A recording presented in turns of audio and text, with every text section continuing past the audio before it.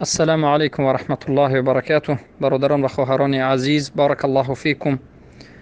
اولا از الله سبحانه و تعالی دعا می نمایم و طلب می کنم که ماه مبارک رمضان را روزه داشتنش را میسر کند و سبب بخشیده شدن تمام گناهان ما و شما مؤمنان گرداند و سبب رفع الدرجات و تقرب نزدیک شدن به نزد الله سبحانه و تعالی بگرداند.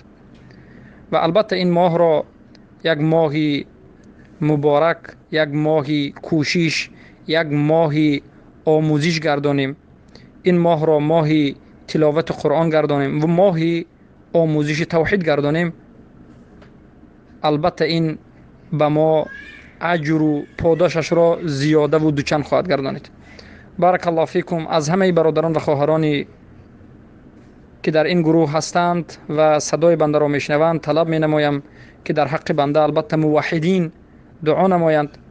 البته دعا طلبیدن از مسلمان ها این خودش یک مسئله هست، اما ما از برادران و خواهران موحد دعا می طلبیم، چرا که ما اعتقاد داریم که هر یک انسان موحد این اولیای الله هست. بارک الله فیکم. دعا کنید در حق بنده که الله سبحانه و تعالی در راه دعوت ثابت قدم نگه دارد و این درس های مبارکه را پهن شدنش را، با اخلاص بودنش را، مقبول شدنش از درگاه الهی را الله سبحانه و تعالی به ما نصیب بکند و سبب هدایت برادران و خواهران گردد. بارک الله فیکم. البته اینچنین در حق برادران دعا کنید که به ما در این راه کمک میکنند از پهن کردن این درس ها و از دیگر نمودی یعنی یاری دادن در دعوت. الله همشون را حفظ کند و برکشون بدهد. بعضی ها با نشر، بعضی ها با نوشتن و بعضی ها با دیگر از نمودها که همه اجر خود را در راه دین و در راه ثابت قدم شدن دین میگذارند. بارک الله فیکم.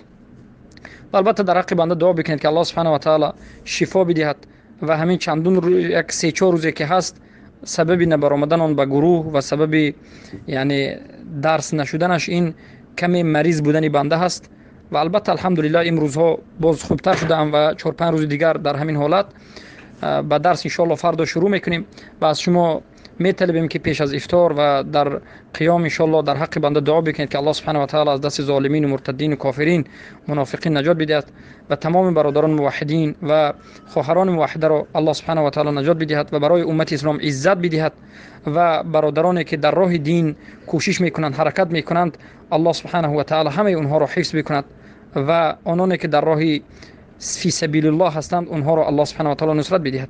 پس الله سبحانه و تعالی به ما و به تمام برادران شفا بدهد. بارک الله فیکم. حیاکم الله و بیاکم.